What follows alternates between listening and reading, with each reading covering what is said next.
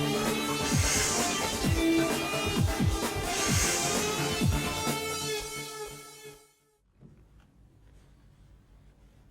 Morning. Bharatiya cements సమర్పిస్తున్న business breakfast షోకి స్వాగతం.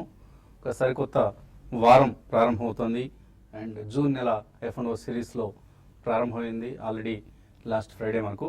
అండ్ ఏషియన్ మార్కెట్స్ ట్రెండ్స్ చూస్తే కొంత మిక్స్డ్ ట్రెండ్ కనిపిస్తుంది. షాంఘై ఇండెక్స్ స్వల్ప నష్టాల్లో ట్రేడ్ అవుతుంటే జపనీస్ ఇండెక్స్ నిక్కీ స్వల్ప లాభాల్లో ట్రేడ్ అవుతున్నాయి. మిగతా ఏషియన్ ఇండెక్సెస్లో ఒక ఫ్లాటిష్ ధోరణి కనిపిస్తుంది. బట్ ఎస్టెక్స్ నిఫ్టీ మాత్రం స్ట్రాంగ్గా ఉంది. ఆల్మోస్ట్ 40 పాయింట్స్ లాభంతో 47 పాయింట్స్ లాభంతో 8217, సో 8200 లెవెల్ పైన ట్రేడ్ అవుతోంది. ఒక్కొక్క లెవెల్ను నిఫ్టీ సునాయాసంగా అధిగమించేసింది. లాస్ట్ వీక్ చాలా మేజర్ రెసిస్టెన్సెస్ అనుకున్న లెవెల్స్ అన్నింటినీ అధిగమించి బ్రేక్అవుట్స్ సాధించిన పరిస్థితి చూసాం మనం. లాస్ట్ వీక్ చాలా ఎక్సైటింగ్ మూవ్స్ గమనించాం నిఫ్టీకి సంబంధించి, సెన్సెక్స్ సంబంధించి. ఆఫ్కోర్స్ మిడ్ అండ్ స్మాల్ క్యాప్స్లో మనం ఇంకా అటువంటి యాక్షన్ చూడాల్సి ఉంది. సో చైనాలో మాత్రం ఈ మార్నింగ్ కొంత నెగిటివ్ న్యూస్ కనిపిస్తుంది మనకు.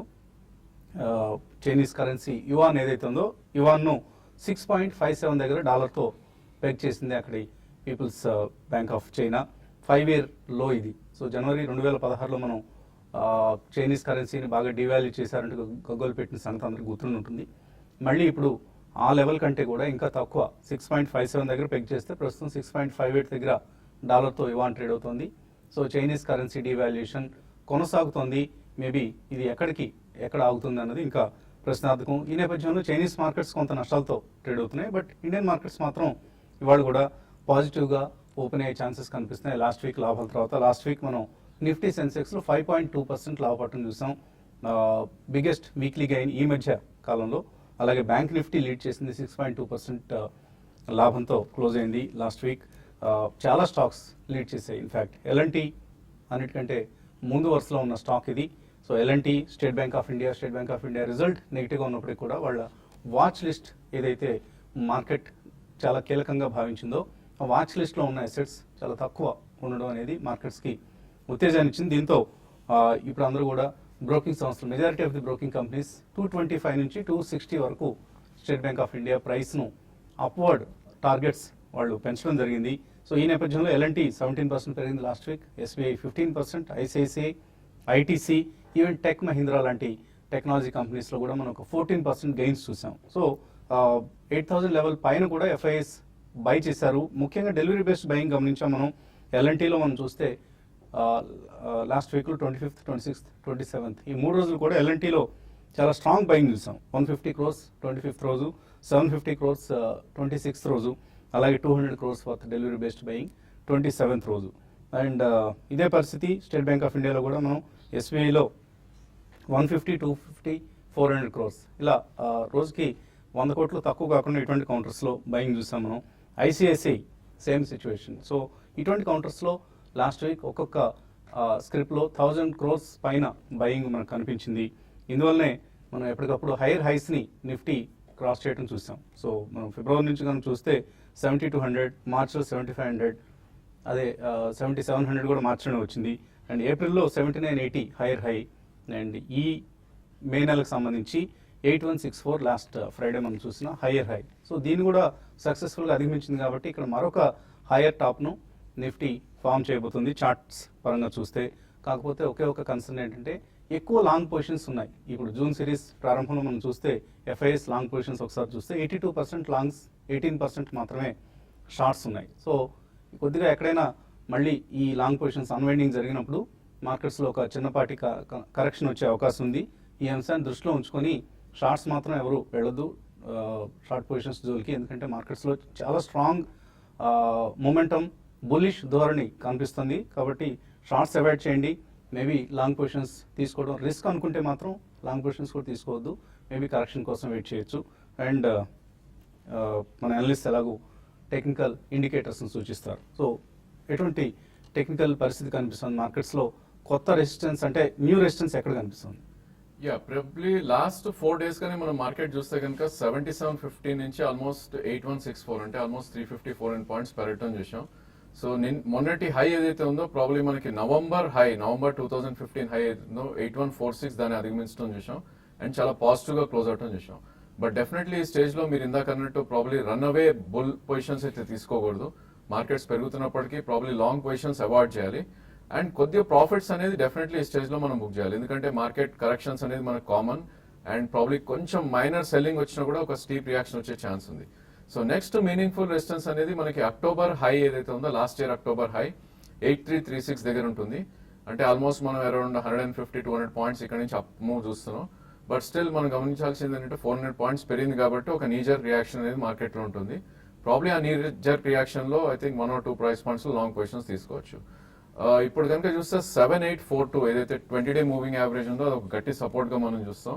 అండ్ ప్రీవియస్ రెసిస్టెన్స్ మనం ఏదైతే చెప్తా వచ్చామో 7991 అండ్ 7940, ఈ రెండు ఒక స్ట్రాంగ్ సపోర్ట్స్ గా మనం టెక్నికలీ చూస్తాం అనమాట. సో ప్రాబ్లీ మార్కెట్ ఏమాత్రం రియాక్ట్ అయ్యి మేబీ 7990 లెవెల్ వస్తే కనుక ఫస్ట్ ప్రైస్ పాయింట్ గా లాంగ్ పొజిషన్స్ తీసుకోవచ్చు. అండ్ 50 to 70 పాయింట్స్ కిందకు వస్తే కనుక ఇంకొక సెకండ్ ప్రైస్ పాయింట్ గా తీసుకోవచ్చు. Maybe 1 month to 2 months hold చేస్తే కనుక 8300 నుంచి 8400 మధ్యలోకి వెళ్ళే ఛాన్స్ ఎక్కువ ఉంది. అదేవిధంగా బ్యాంక్ నిఫ్టీ మనం చూస్తే కనుక ప్రాబ్లీ 1200 పాయింట్స్ ఆల్మోస్ట్ 4 days లోనే పెరగడం చేసాం.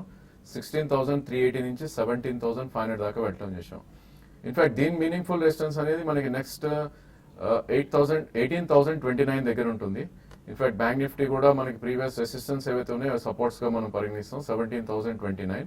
ఇందులో గమనించాల్సింది ఏంటంటే ప్రాబ్లీ లాస్ట్ 400 to 500 పాయింట్స్ ఏదైతే మూవ్ వచ్చిందో అది బికాస్ ఆఫ్ పిఎస్యూ బ్యాంక్స్ వచ్చింది. So definitely I think PSU banks కూడా కొంచెం అవుట్ పర్ఫార్మ్ చేసే ఛాన్స్ ఉంది. బట్ ఇవన్నీ కూడా కొంచెం బిలో 200-day మూవింగ్ యావరేజ్ ఉన్నాయి కాబట్టి కొద్దిగా రెసిస్టెన్స్ ఉంటుంది ఎప్పుడైతే పైకి వెళ్తాయో. సో ప్రాబ్లీ 5 to 7% కరెక్షన్స్ వస్తే కనుక State Bank of India and Bank of Baroda long positions తీసుకోవచ్చు with 2 or 3% stop loss. And 218 దగ్గర మనకి 200-day మూవింగ్ యావరేజ్ ఎస్బీఐ ఉంది, ప్రాబ్లీ అక్కడ దాకా వెళ్ళే ఛాన్స్ ఎక్కువ ఉంది. సో ఎక్కువ మనం mid and small caps participate చేయలేదు ఇప్పుడు దాకా ఈ ర్యాలీలో. లాస్ట్ వీక్ మనం చూస్తే నిఫ్టీ 5% పెరిగితే మిడ్ అండ్ స్మాల్ క్యాప్స్ ఇండెక్స్లో mid cap index 2.9%, small cap index 1.3% మాత్రమే పెరిగాయి.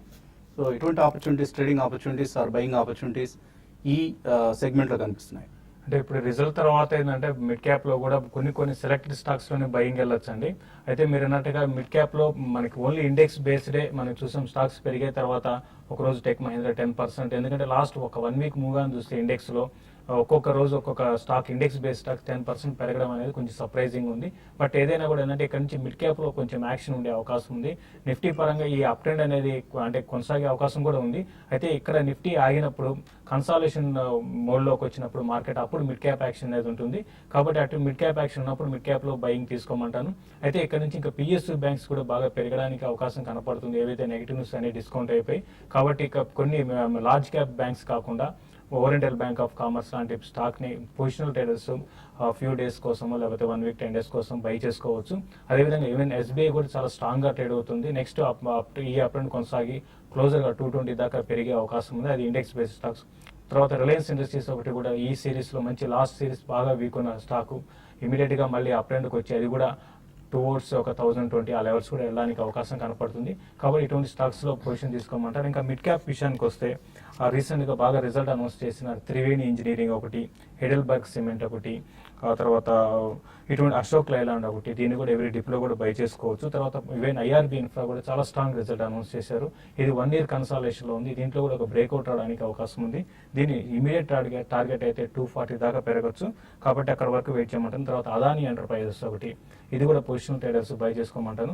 బట్ ఏదైనా కూడా ఇక్కడ నుంచి మార్కెట్స్ అనేది ఇంతకుముందు అన్నట్టుగా మొత్తం లాంగ్ పొజిషన్స్ దగ్గరగా 88% దాకా లాంగ్ పొజిషన్స్ ఉన్నాయి. కాబట్టి ఒక చిన్న కరెక్షన్ రావడానికి కూడా అవకాశం ఉంది. బట్ ఇమీడియట్గా అయితే కరెక్షన్ రాదు. 8200 అనేది బాగా రెసిస్టెన్స్ ఫేస్ చేయొచ్చు. ఈ రోజు రేపట్లో నెక్స్ట్ 2 to 3 days 8200 పైన సస్టైన్ అయితే మార్కెట్ ఇంకా ఫర్దర్గా అప్ ట్రెండ్ కొనసాగి 8450 దాకా పెరగచ్చు. కానీ 8200 పైన సస్టైన్ కాలేదంటే మార్కెట్ కన్సాలేషన్లో ఉంటుంది. కాబట్టి ఇక్కడ నుంచి కొంచెం మిడ్ క్యాప్లో కాన్సన్ట్రేషన్ చేయమని చెప్తాను. So liquidity, short covering and earnings season, ఈ మూడు లాస్ట్ వీక్ మనకు ప్రధాన కారణాలు మార్కెట్స్ పెరగడానికి. లిక్విడిటీ అంటే మార్కెట్స్లోకి ఎఫ్ఐఎస్, డొమెస్టిక్ ఇన్స్టిట్యూషనల్ ఇన్వెస్టర్స్ వీళ్ళు ఇంజెక్ట్ చేసే మనీ వాళ్ళు బాగా బై చేయటం లిక్విడిటీ.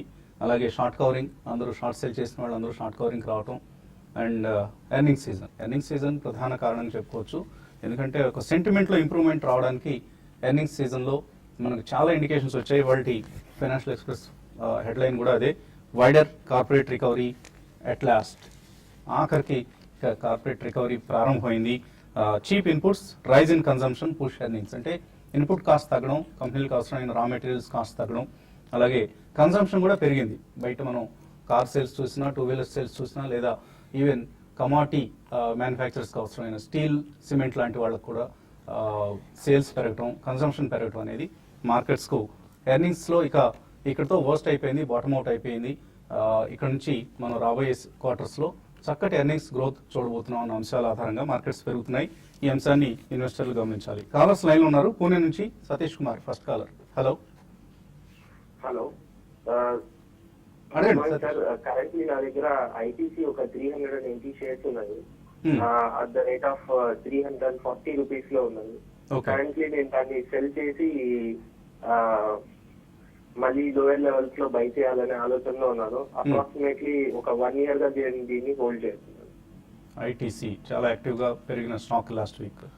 ఐటీసీ విషయానికి వస్తే ఇప్పుడు ఈ అప్ ట్రెండ్ అనేది కొనసాగొచ్చుండి. అయితే ఇప్పుడు ఇండెక్స్ స్టాక్ కాబట్టి ఒక లిమిటెడ్ అప్ సైడ్ ఉంటుంది.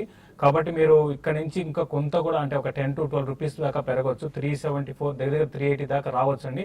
కాబట్టి కొంచెం వెయిట్ చేయండి. క్లోజర్ గా 380 దాకా వచ్చినప్పుడు మీరు ఎగ్జిట్ అయిపోయి మీరు అన్నట్టుగా మళ్ళీ లోయలో అంటే మీరు ప్యూర్ ట్రేడర్ అయితే అది చేయగలుగుతారండి. లేదంటే మాత్రం చేయలేరు.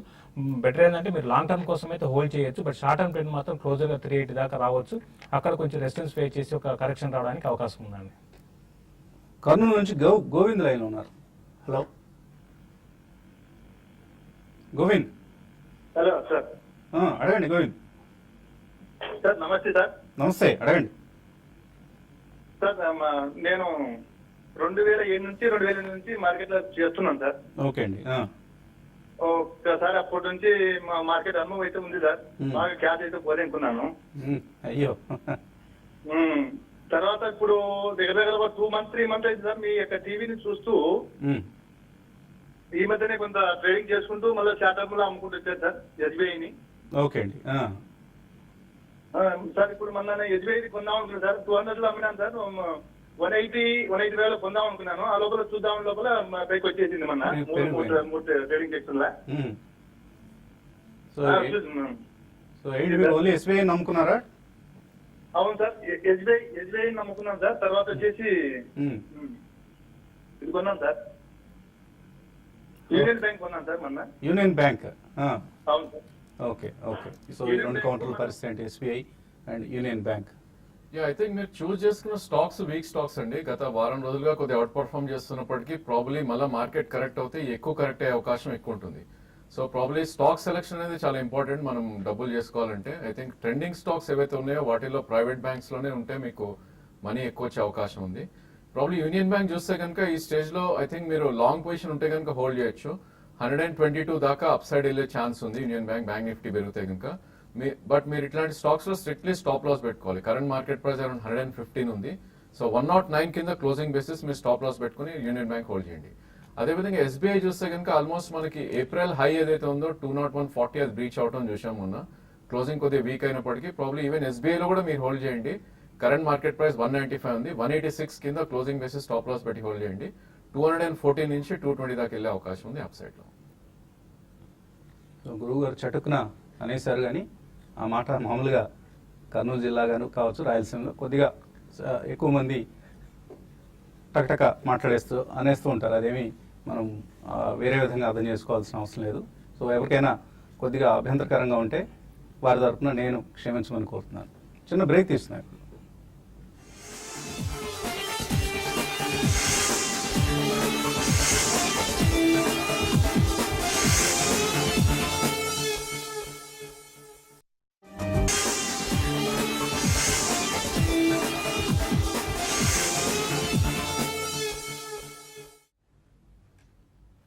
భారతీయ సిమెంట్స్ సమర్పిస్తున్న బిజినెస్ బ్రేక్ఫాస్ట్ షోకి స్వాగతం. ఎస్టెక్స్ నిఫ్టీ అంతకంతకు strength పుంజుకుంటోంది.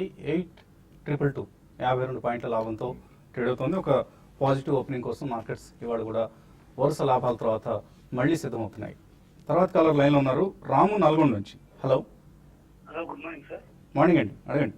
Sir, vinyl chemicals NIT limited ప్రస్తుతం హోల్డ్ చేస్తున్నాను. 5% లాస్ లో ఉన్నాను. హోల్డ్ చేయొచ్చా లేదా సేల్ చేయమంటారా sir? Vinyl chemicals and NIIT. NIT మీరు హోల్డ్ చేయొచ్చు అండి, మీరు 5% లాస్లో ఉన్నా కూడా. బట్ మొన్న రిజల్ట్ చాలా స్ట్రాంగ్ రిజల్ట్ అనౌన్స్ చేశారు. దాని దృష్టిలో పెట్టుకుంటే ఇంకా ఈ స్టాక్ ఇక్కడ నుంచి పెరిగే అవకాశం ఉంది. ఇంతకుముందే అనుకున్నట్టుగా మిడ్ క్యాప్లో ఇంకా బయింగ్ అనేది రాలేదు. ఈవెన్ మంచి కంపెనీస్ కూడా ఈ మధ్యకాలంలో కొంత అప్ట్రెండ్ అనేది రాలేదండి. కాబట్టి ఎన్ఐటి మీరు షార్ట్ టర్మ్ కోసం అయితే మీరు హోల్డ్ చేయండి. మీ రేట్ కన్నా వచ్చి ఒక 5% 10% కైండ్ ఆఫ్ ప్రాఫిట్ వచ్చినప్పుడు షార్ట్ టర్మ్ కోసం అయితే బుక్ చేసుకోమంటాను. ప్రస్తుతం అయితే హోల్డ్ చేసుకోండి. ఓకే అండి. అలాగే ఈమెయిల్ సందేహాలు కూడా వచ్చాయి మనకు. దివ్య యార్లగడ్డ అడుగుతున్నారు, ఎస్బీఐ, ఐసిఐసిఐ, మేఘమణి, ఆర్గానిక్స్ ఈ మూడిట్లో ట్రేడింగ్ చేయొచ్చా? ఎటువంటి ట్రేడింగ్ ఐడియాస్ ఇస్తారు? I think SBI is a good stock అండి ఈ స్టేజ్ లో ట్రేడింగ్ చేయటం. Probably I think 4 to 5 rupees correct అవుతే కనుక మీరు తీసుకోవచ్చు. అరౌండ్ 186 కింద స్టాప్ లాస్ పెట్టి మీరు హోల్డ్ చేయొచ్చు. అండ్ 230 నుంచి 218 మధ్యలో ప్రాఫిట్స్ బుక్ చేయొచ్చు. ఇన్ఫాక్ట్ ఐసిఐసిఐ కొద్దిగా అండర్ పర్ఫార్మ్ చేస్తున్న స్టాక్. ఇది కూడా 200-day మూవింగ్ దాటితేనే మేబీ ఫర్దర్ స్ట్రెంత్ వచ్చే అవకాశం ఉంది. సో మేబీ 249 అబోవ్ క్లోజ్ అవుతే దీనిలో ఎంటర్ అవ్వండి. అదర్వైజ్ ఐసిఐసిఐ అవాయిడ్ చేయండి. 256 దాకా అప్ సైడ్ వెళ్ళే ఛాన్స్ ఉంది. అండ్ 249 దాటినాక 242 స్టాప్ లాస్ పెట్టుకోవాలి.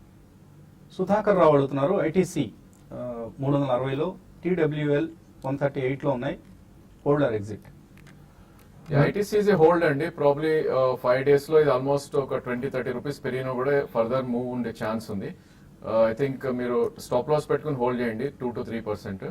టీడబ్ల్యూఎల్ చూస్తే కనుక ఒక డౌన్ ట్రెండ్ అరెస్ట్ అయ్యి ప్రాబ్లీ ఇప్పుడే ఒక చిన్న అప్ మూవ్ రావడం చూస్తున్నాం. సో మొన్నటి స్వింగ్ లో ఏదైతే 84 రూపీస్ ఉందో అది స్టాప్ లాస్ పెట్టుకోవాలి. అండ్ ఈ స్టాక్ రిట్రేస్మెంట్ లో 105 నుంచి 108 దాకా వస్తే మీరు ఒకసారి లాస్ ఉన్నా కూడా స్వల్పంగా బుక్ చేయాలి. Madhavi Latha, Cummins India 950లో 200 shares కొన్నారు, ఎవరేజ్ చేసుకోవచ్చు ఇక?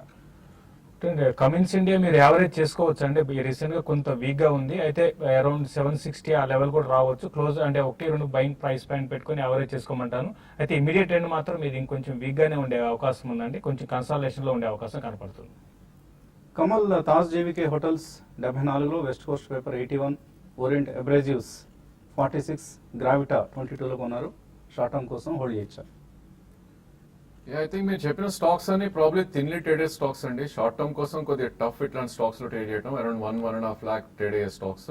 బట్ తాజ్ జీవీకే మీరు హోల్డ్ చేయండి. 20-day మూవింగ్ యావరేజ్ అయితే 85 ఉందో అది ఒక స్ట్రాంగ్ సపోర్ట్ ఉండే అవకాశం ఉంది. అండ్ అదేవిధంగా మొన్నటి స్వింగ్ హై ఏదైతే ఉందో జనవరిలో చూసింది 112 and 117 దగ్గర మీరు ప్రాఫిట్స్ బుక్ చేసుకోండి.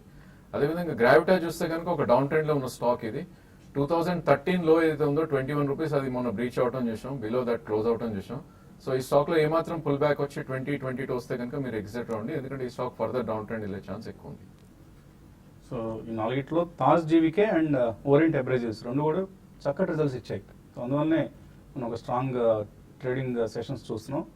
బట్ స్టాప్ లాస్తో హోల్డ్ చేయండి. రమేష్ హైదరాబాద్ నుంచి, కెల్టన్ టెక్నాలజీస్ 190లో ఉన్నారట, ప్రాఫిట్ బుక్ చేసుకోవచ్చా ఇక్కడ? దీని రేంజ్ చూస్తే కనుక ప్రాబ్లీ షార్ట్ టర్మ్ రేంజ్ అనేది 1 to 2 months గా 175 నుంచి 235 మధ్యలో ట్రేడ్ అవుతున్న స్టాక్ అండి.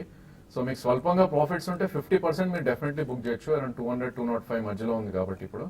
సో మీరు 15 రూపీస్ ఏదైతే మీ ప్రాఫిట్ ఉందో మేబీ స్టాప్ లాస్ అది మీరు పెట్టుకోవాలి. 180 రూపీస్ స్టాప్ లాస్ పెట్టి హోల్డ్ చేయండి. బ్యాలెన్స్ 235 వస్తే కనుక ఫర్దర్ 50% లో మీరు ప్రాఫిట్స్ బుక్ చేసుకోండి. డిఎస్కే అడుగుతున్నారు, అదానీ పోర్ట్స్, హెచ్సిఎల్ టెక్ ఈ రెండిట్లోనూ ఫ్యూచర్స్ కొన్నారట ఫ్రైడే రోజు, ఎంత టార్గెట్ ఎక్స్పెక్ట్ చేయొచ్చు ఈ సిరీస్లో? అదానీ పోర్ట్స్ అయితే మీకు ఇది వీక్ రిజల్ట్ తర్వాత స్టాక్ బాగా కరెక్ట్ అయిందని ప్రస్తుతం అయితే మళ్ళీ ఒక వీక్ ట్రెండ్ నుంచి ఒక అప్ ట్రెండ్కి వచ్చింది. ఈ సిరీస్ లో 202 దాకా 206 దాకా రావచ్చు. 220 దగ్గర బాగా రెసిస్టెన్స్ ఫేస్ చేయొచ్చు. ప్రస్తుతం అయితే మీరు హోల్డ్ చేయండి. At the same time 186 and 184 levels లో మీరు స్టాప్ లాస్ పెట్టుకొని మీరు హోల్డ్ చేయమంటే నేను హెచ్సిఎల్ టెక్నాలజీస్ కూడా అది కూడా వీక్ గానే ఉందండి. బట్ మీరు ఏంటంటే హెచ్సిఎల్ టెక్నాలజీస్ లో తొందరగా ఎగ్జిట్ కమ్మని చెప్తాను. ఇది కూడా ఏంటంటే ఒక రేంజ్ బౌండ్ లోనే ఉంటుంది. బట్ ఇది లాస్ట్ డే ట్రేడింగ్ సెషన్ లో కొంచెం అప్ ట్రెండ్ వచ్చింది.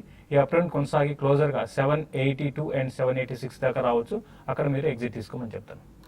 గోపాల్ డిహెచ్ఎఫ్ఎల్లో 230 దగ్గర స్ట్రక్ అయ్యారట. అలాగే ఇంగర్సాల్ ర్యాండ్ 900లో కొన్నారు, యావరేజ్ చేసుకోవచ్చు రెండు. ఐ థింక్ రెండు కూడా మంచి స్టాక్స్ సెలెక్ట్ చేసుకున్నారండి. ఓన్లీ థింగ్ యావరేజ్ అంటే మీరు ప్రాబ్లీ 15 to 20% కింద యావరేజ్ చేయాలి. ఇన్ఫాక్ట్ ఇంగర్సోల్ ర్యాండ్ చూస్తే కనుక ఆల్మోస్ట్ ఇది 1108 నుంచి 582 బాటమ్ అనేది ఫామ్ అయింది. సో ఏమాత్రం ఈసారి కరెక్షన్ వచ్చి 600-620 వస్తే అక్కడ మీరు యావరేజ్ చేయండి. అండ్ ప్రాబ్లీ 1 year వ్యూ ఉండాలి ఇలాంటి స్టాక్స్ లో. మీకు 1 year లో మళ్ళీ అరౌండ్ 850-900 వచ్చే ఛాన్స్ ఉంది. ఇన్ఫాక్ట్ దివాన్ హౌసింగ్ కూడా ప్రాబ్లీ మీరు ఇక్కడ యావరేజ్ చేయొచ్చు అరౌండ్ 195-200 మధ్యలో. బట్ ఓన్లీ థింగ్ ఏంటంటే ఈ స్టాక్ మార్కెట్ పడినప్పుడు 170-175 కూడా రావచ్చు. సో థర్డ్ ప్రైస్ పాయింట్ లో మీరు 175-180లో కూడా మీరు కొనాలి. అండ్ 1 to 1.5 year వ్యూ ఉంటే కనుక 230, 240 మళ్ళీ వచ్చే అవకాశం ఎక్కువ ఉంది. రామమోహన్ అడుగుతున్నారు, man industries, ADF foods long term కోసం ఎలా ఉంటాయి? ఏడిఎఫ్ ఫుడ్స్ అయితే డెఫినెట్ గా లాంగ్ టర్మ్ కోసం మీరు బై చేసుకోవచ్చండి. బట్ మ్యాన్ ఇండస్ట్రీస్ మాత్రం మీరు అవాయిడ్ చేయండి. ఇది చాలా వీక్ గా ఉంది, ఇంకా వీక్నెస్ అనేది కొనసాగే అవకాశం ఉంది. బట్ ఇమీడియట్ ట్రెండ్ అయితే మాత్రం కొంచెం అప్ ట్రెండ్ ఉందండి. సో 8,222 దగ్గర స్థిరంగా ట్రేడ్ అవుతుంది SGX నిఫ్టీ. పాజిటివ్ ఓపెనింగ్ కోసం సిద్ధమవుతున్నాయి మార్కెట్స్. ఇది ఇవాళ బిజినెస్ బ్రేక్ఫాస్ట్. మధ్యాహ్నం స్మార్ట్ ఇన్వెస్టర్లు మళ్ళీ కలుద్దాం.